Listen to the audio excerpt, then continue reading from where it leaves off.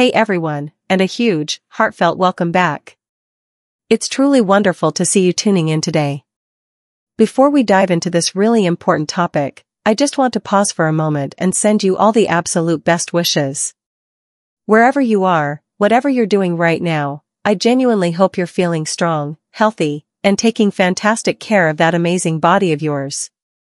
Health is everything, friends, cherish it, nurture it, and let's keep making choices that help us all thrive. Now, on to something I think many of you will find surprisingly relevant. Okay, hands up if you've heard that sweet potatoes are basically a superfood? Pauses, knowing most hands are up. Yeah, me too. We constantly hear about how amazing they are, packed with vitamins, fiber, great for blood sugar, weight loss, you name it. And honestly, for most people, that's absolutely true. They're a fantastic addition to a healthy diet. But, and this is a big but. What if I told you that for a small group of people, this beloved orange tuber might actually cause some problems? Maybe even problems they didn't realize were linked to their sweet potato habit? It sounds almost blasphemous in the health world, right? But it's a crucial conversation. Because blindly following food trends without understanding your own body can sometimes backfire. So today, we're flipping the script. Instead of singing sweet potato praises, which they usually deserve, we're going to talk honestly and clearly about who might actually need to think twice before loading up their plate. It's not about fear-mongering, it's about empowering you with knowledge specific to your health. Let's get into it. First up, and this is probably the most significant group, people prone to kidney stones, specifically calcium oxalate stones. Now, I know that sounds super medical, but stick with me, it's important.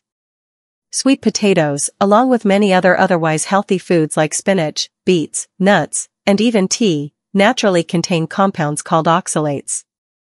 For most people, these oxalates pass through the body without any issue. But for individuals who have a history of forming certain types of kidney stones, those made of calcium oxalate, or who have been told they have high oxalate levels in their urine, oxalates can be a real problem. Here's why. When you eat foods high in oxalates, those oxalates can bind with calcium in your digestive system or in your urine.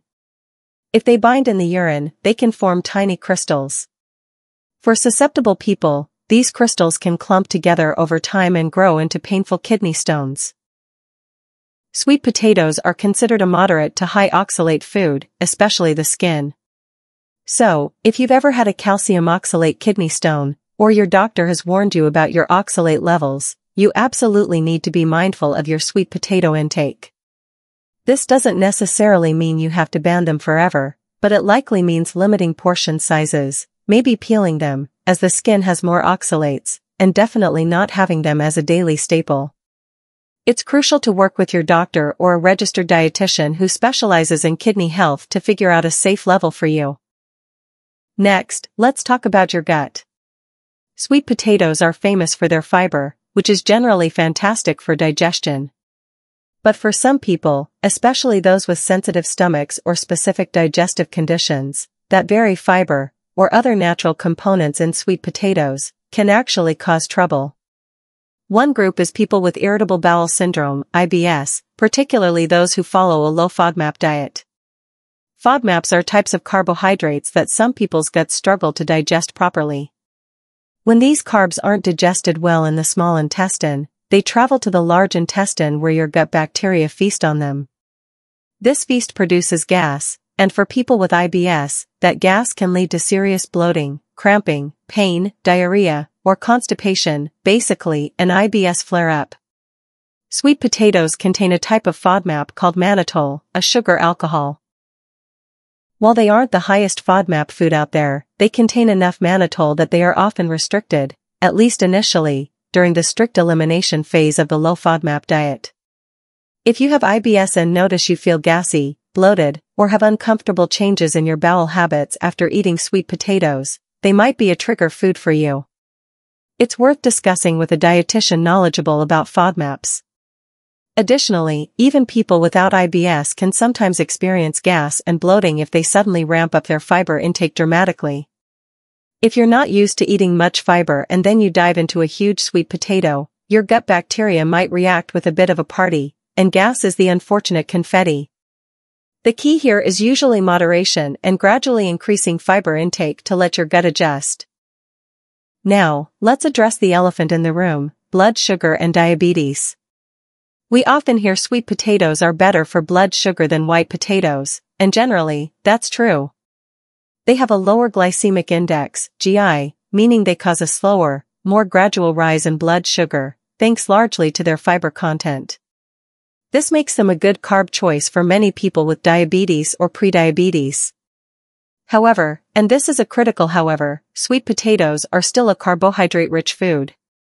A medium sweet potato contains a significant amount of carbs, roughly 25 to 30 grams or more. For someone managing diabetes, carb counting is essential. Eating a sweet potato isn't free, it counts towards your total carbohydrate intake for that meal or snack. If you eat a very large sweet potato, or pair it with other carb-heavy foods without adjusting your insulin or medication, if you take any, it can cause a significant blood sugar spike, even with the fiber. The key here isn't necessarily avoiding sweet potatoes, but rather portion control and context. A small or moderate-sized sweet potato, eaten as part of a balanced meal that includes protein, like chicken or fish, and healthy fats, like avocado or olive oil, is usually a great choice. It's about being mindful of the amount and what you eat it with. Diabetics absolutely can and do enjoy sweet potatoes, but they need to incorporate them thoughtfully into their overall meal plan and monitor their blood sugar response. Alright, moving on to something much rarer, but still worth mentioning: allergies. While true sweet potato allergies are uncommon, they do exist. An allergy involves your immune system mistakenly identifying a protein in the sweet potato as harmful and launching an attack. This can cause symptoms ranging from mild, like itching or tingling in the mouth, hives, or a stuffy nose, to more severe reactions like swelling of the lips, tongue, or throat, angioedema, difficulty breathing, wheezing, stomach cramps, nausea, vomiting, or even a life-threatening reaction called anaphylaxis. If you experience any concerning symptoms like these shortly after eating sweet potatoes, it's absolutely crucial to stop eating them and see a doctor or allergist for proper testing. Don't ignore it. There's also a related issue called oral allergy syndrome, OAS. This is more common and usually milder. People with OAS, often triggered by pollen allergies, like birch or ragweed, might experience itching or mild swelling in the mouth, lips, or throat when eating raw sweet potatoes, or sometimes even cooked ones, because the proteins resemble the pollen they're allergic to. Cooking often breaks down these proteins enough to prevent a reaction. If you only get a mild itchy mouth from raw sweet potato but are fine with cooked, it might be OAS, but still get it checked to be sure. Another group that needs to be cautious involves medication interactions, specifically related to potassium. Sweet potatoes are a fantastic source of potassium, a mineral essential for nerve function, muscle contractions, including your heart, and fluid balance. Most people need more potassium, not less. However, for individuals with kidney disease, especially advanced stages where the kidneys aren't filtering well, or for people taking certain medications like potassium-sparing diuretics, e.g., spironolactone, eplerenone, or ACE inhibitors, common blood pressure drugs like lisinopril or enalapril, high potassium levels in the blood, called hyperkalemia, can be a serious problem. These conditions or medications can make it harder for your body to get rid of excess potassium. Consuming large amounts of high potassium foods like sweet potatoes, bananas, oranges, tomatoes, or leafy greens can potentially push potassium levels too high. Hyperkalemia can cause dangerous heart rhythm problems. So, if you have kidney disease or are on medications that affect potassium, your doctor has likely already talked to you about monitoring your potassium intake. Sweet potatoes, while nutritious, fall into the category of foods you might need to limit or consume only in strict moderation based on your doctor's or dietitian's specific guidance. This isn't about the sweet potato being bad, it's about your body's current ability to handle the potassium it contains. Finally, let's touch on something more general, but still important: weight management goals. Wait, what? Aren't sweet potatoes good for weight loss? Yes, absolutely. Their fiber helps you feel full, and they're nutrient-dense. But they are still a source of calories and carbohydrates. A large baked sweet potato, especially if loaded with toppings like butter, brown sugar, marshmallows, or excessive oil, can easily become a calorie bomb, potentially even higher in calories than a similar serving of white potato or rice. If your primary goal is significant weight loss and you're meticulously tracking calories, you still need to be mindful of your sweet potato portions. Choosing a moderate-sized one and keeping toppings sensible, think a sprinkle of cinnamon, a dollop of Greek yogurt, or a teaspoon of olive oil, is key. Enjoying it as part of your carb allowance for the meal, balanced with protein and veggies, makes perfect sense. But mindlessly eating huge sweet potatoes multiple times a day, assuming they are free, could potentially stall your weight loss progress because calories still matter. It's about awareness, not avoidance. So, after all that, what's the takeaway? For the vast majority of people, sweet potatoes are a delicious, incredibly nutritious, and highly recommended part of a healthy diet. The benefits far outweigh the potential drawbacks for most.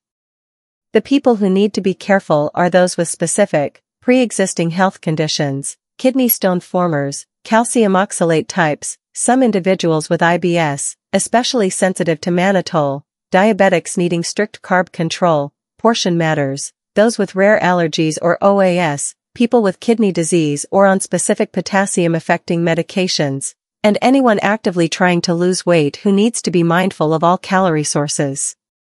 If you fall into one of these groups, it doesn't automatically mean never eat sweet potato. It often means be mindful, check with your doctor or dietitian, moderate your portions, or prepare them differently, like peeling for oxalates. Knowledge is power. Understanding how foods interact with your unique body is the ultimate key to feeling your best. So, enjoy your sweet potatoes if you can, but do it wisely. Thanks so much for watching, take incredible care of yourselves, and I'll see you in the next video. Stay healthy.